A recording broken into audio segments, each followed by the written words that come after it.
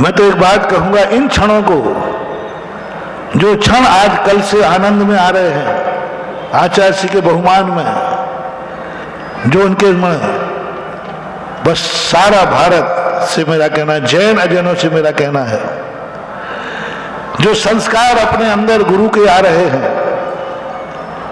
जो अपना रोम रोम पुलकित होकर के और उनके ऋणों से उनके आशीर्वादों से, उनके उपकारों से जो अपन भरे जा रहे हैं, इन सबको कहीं ये उपकार एक दिन का रूप लेकर न समाप्त हो जाए, 2 दिन का रूप लेकर न समाप्त हो जाए। हे विनयांजलि, ये श्रद्धांजलि मात्र एक दिन मनाकर खत्म नहीं हो जाए।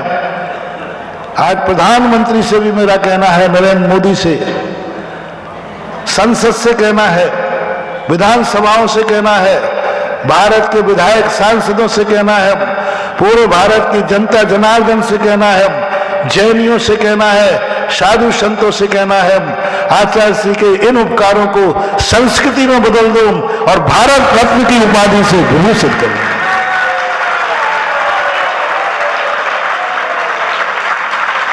उनके सामने तो अपन भारत रत्न की उपाधि दे नहीं सकते थे, क्योंकि वे लेने वाले थे। अब तो अपना राज्य है,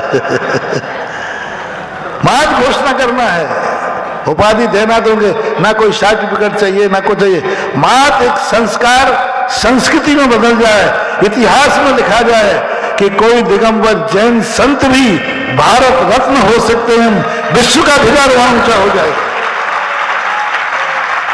भारत रत्न वो बनते हैं जो पहले ग्रस्त होते थे। सारी दुनिया में कोई भी अपना देश का रत्न बनाया, वो या तो नेता था या समाज सेवी था, एक संसारी ग्रस्त था।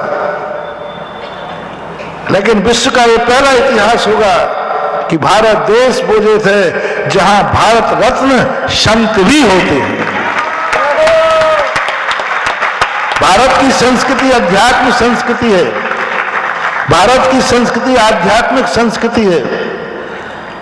वह नास्त्रोदमस की भविष्यवाणी सार्थक करें कि भारत देश मात्र जनता का देश नहीं है, भारत देश मात्र राजनीति का देश नहीं है, भारत देश मात्र रोटी कपड़ा मकान का देश नहीं है, भारत देश मात्र धन शस्त्र का ही देश नहीं है, भारत देश संतों का देश है, जहां संत भी रत्न के रूप में सरकार मानती है। हमारी दृष्टि में तो वो रत्न से भी अनमोल रत्नत्रयधारी थे, वो अपने आप में तो रत्नत्रयधारी थे, वो तो सब चीजें ठीक है। लेकिन राष्ट्र की दृष्टि में यदि एक संत को भारत रत्न का रूप मिलता है तो भारत का मस्तक सारे विश्व में सर्वोच्च स्थान प्राप्त करेगा। और आगे आने वाली संस्कृति कहेगी कि भारत देश धर्मनिरपेक्ष होकर के भी साधु संतों का और समाज का एक बहुत बड़ा स्थान है। समाज और राष्ट्र तो सारे भारत में है, लेकिन समाज, राष्ट्र और संत मात्र भारत में है। और वो भी ऐसे संत जिन्होंने राष्ट्र के लिए, समाज के लिए, धर्म के लिए, सबके लिए कुछ ना कुछ किया है। सब तरफ से कसौटी में उतरते। और जब तुम भारत रत्न की उपाधि से बात करोगे तो फिर मैं विश्व को भी संदेशा देना चाहता हूं कि तुलना कर लो, अभी तक जितने तुमने नोबेल पुरस्कार दिए हो उन सब में फर्स्ट नोबेल पुरस्कार मिलने लायक हैं तो आचार्य विद्यासागर महाराज की विचारधारा और आचारधारा। सबने कोई एक काम किया है, कोई एक दिशा अपनाई है, जो जिस दिशा में गया उसी दिशा में काम किया। लेकिन हमारे अपूज्य गुरुदेव ने चारों दिशाओं में नहीं, 10 दिशाओं में काम किया है, नीचे भी, ऊपर भी, आजू भी, बाजू भी, सब 10 दिशाओं में काम किया। अभी तक नोबेल पुरस्कार जितने अंतरराष्ट्र से मिलता है उनकी तुलना करिए निष्पक्ष होकर के। और हमारे आचार्य श्री की विचारधारा, हमारे आचार्य की आचार संहिता नहीं कह रहा हूं, आचार संहिता तो ठीक है, हम जैनियों के लिए तुम कहकर टाल दोगे कि उनकी चर्या, उनका आचरण ऐसा था। हम आचार्य की विचारधारा पर जाते हैं।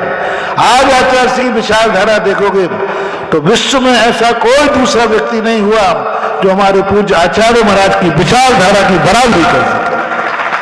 सारे आचार्यों की विचारधारा, आप जितने लोग हुए हैं नोबेल पुरस्कार में, उनकी विचारधारा की तुलना करके देख लीजिए, सर्वश्रेष्ठ नोबेल पुरस्कार के अधिकारी है आचार्य विद्यासागर महाराज। वो इसके मोहताज नहीं थे। मैं ये मत समझना कि हम आचार्य श्री को नोबेल पुरस्कार भारत रत्न की उपाधि से तोड़ रहा हूं, नहीं, वो तो इससे भी बहुत ऊंचे थे। उन्हें तो साक्षात मोक्ष रूपी त्रिलोकी नाथ उनको उपाधि दे रहा है। वो तो त्रिलोकी नाथ बनने वाले हैं। अभी जगत पूज्य थे, अब आगे वो त्रिलोकी नाथ बनेंगे और आगे जाकर वो ऐसे त्रिलोकी नाथ बनेंगे कि उनका भी जन्म होगा और इंद्राणी ऐसे ही उनको लेके नाचेगी, ना दूंगी मैं, ना दूंगी मैं, ना दूंगी, ऐसे होगा।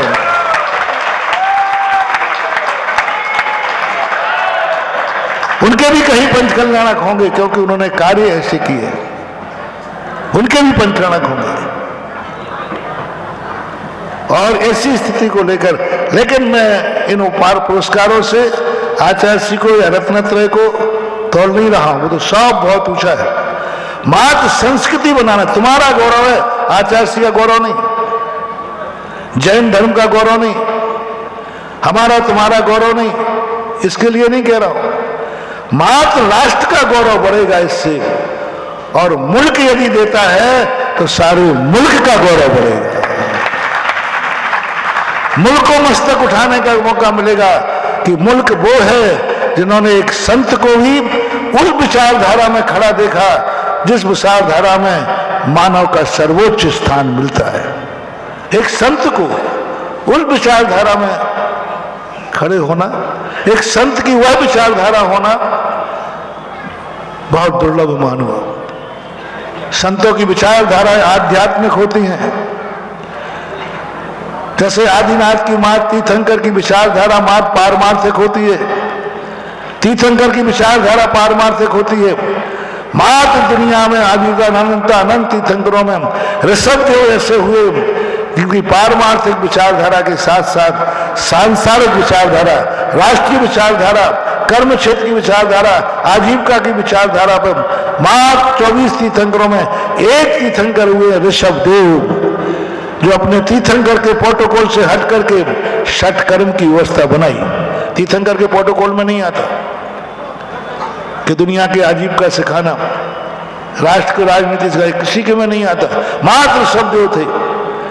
ऐसा ही हजारों साधु संत हुए भगवान महावीर स्वामी के बाद। जैसे 24 तीर्थंकर में ऋषभ देव ने अपने प्रोटोकॉल से हट करके एक राष्ट्र को नई चेतना दी, षट कर्म दिया, ऐसा ही अभी तक हजारों मुनि आचार्य हुए, सबने अध्यात्म दिया, धर्म दिया, सिद्धांत दिया, लेकिन एकमात्र पहले आचार्य हुए विद्यासागर महाराज, जिन्होंने वह विचारधारा दी जो भगवान ऋषभ देव की विचारधारा थी। राष्ट्र के लिए दिया, समाज के लिए, सब तरफ से दिया। ये साधु संतों में ऐसी बहुगुणी, बहुउद्देशीय, बहु कल्याणकारी विचारधारा दुर्लभतम दुर्लभ होती है। इस विचारधारा के लिए साधु संत का इस विचारधारा के लायक खेत होता ही नहीं है। इतनी बड़ी विचारधारा साधु के खेत में हो ही नहीं सकती, क्योंकि वो तो इतना आध्यात्मिक खेत होता है। वहां ये छोटे मोटे पौधे, राष्ट्रीय और समाज चेतना के पौधे बहुत बौने हो जाते हैं, बहुत बौने हो जाते हैं। बड़े पेड़ के नीचे छोटे पौधे नहीं उग पाते हैं। अध्यात्म एक इतना बड़ा पौधा है, धर्म एक इतना बड़ा पौधा है जिस पेड़ के नीचे छोटे मोटे पौधे होते ही नहीं, हो नहीं सकते, हो नहीं पाते। लेकिन पूज्य आचार्य महाराज के अध्यात्म का वृक्ष ऐसा पौधा था जो स्वयं तो हरियाता रहा उसके नीचे जितने छोटे मोटे पौधे थे वे भी हरे भरे बने रहे। राष्ट्र का पौधा हरा भरा बना रहा। अध्यात्म के खेत में राजनीति से क्या, राष्ट्र से क्या, क्या हथकरघा से क्या, क्या बच्चियों से क्या, क्या प्रतिभास्थली से क्या, क्या मतलब था? ये छोटे मोटे पौधे हैं। अध्यात्मिक सबसे बड़ा पौधा है, और इस अध्यात्म के इतने बड़े पौधे के नीचे इतने छोटे छोटे पौधे भी हरे भरे बने रहे। ये मात्र आचार्य पूज्य गुरुदेव की कुशलता का परिणाम है। नहीं तो अध्यात्म का पेड़ जहां लग जाता है वहां सारे ये पौधे जितने होते छोटे मोटे सब गौण हो जाते, सब समाप्त हो जाते, सब मर जाते हैं। आप देखना बड़े बड़े पौधों के पेड़ों के नीचे कोई घास फूस भी नहीं उगती। ऐसे अध्यात्म बहुत बड़ा पौधा है, उसके नीचे कोई छोटे मोटे पौधे उत्पन्न हो ही नहीं सकते, विचार ही नहीं आएंगे, कोई बोता भी नहीं है। लेकिन पूज्य गुरुदेव का अध्यात्म वृक्ष में क्या विशेषता थी कि उन्होंने हर छोटे मोटे पौधों को भी हरा भरा करने का प्रयास किया। उन्हीं अध्यात्म के पौधे से गिरता हुआ पानी उन पौधों का पोषण कर गया। छोटे छोटे पौधे भी फलते फूलते रहे। ये पहला वृक्ष देखा जिसने छोटे पौधों को भी फलने फूलने का मौका दिया, उनको हरा करने का मौका दिया और उसे अध्यात्म शक्ति से संस्कारित करके सिंचित किया। तो ये मेरी बात है। आज आया भाव मेरे मन में भी पता नहीं कब आ जाए, कोई पता नहीं है। कल तो बोलने का तुमने कहा ना, सोचने पे भी नहीं आया, और आज बिना सोचे आया। और कब आया? प्रवचन बंद करने का मौका आया तब आया। मैं 1 मिनट में प्रवचन बंद करने ही वाला था कि भाई आपका समय हो गया। और लो ऐसा भाव आया, ऐसा भाव आया, अनियत भाव आया।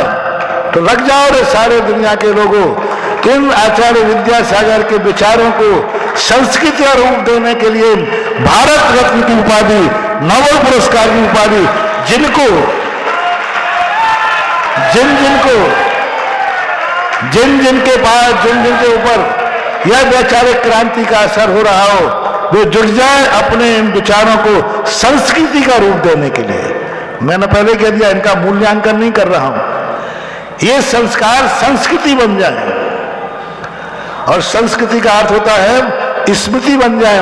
और स्मृति जब बनते हैं जब कोई चिन्ह स्मृति चिन्ह बन जाए। आज अपने पास स्मृति रहेगी, अपन याद करेंगे क्योंकि अपन ने आचार्य श्री को देखा है, लेकिन आने वाली पीढ़ी आचार्य श्री को तो नहीं देखा ना उन्होंने।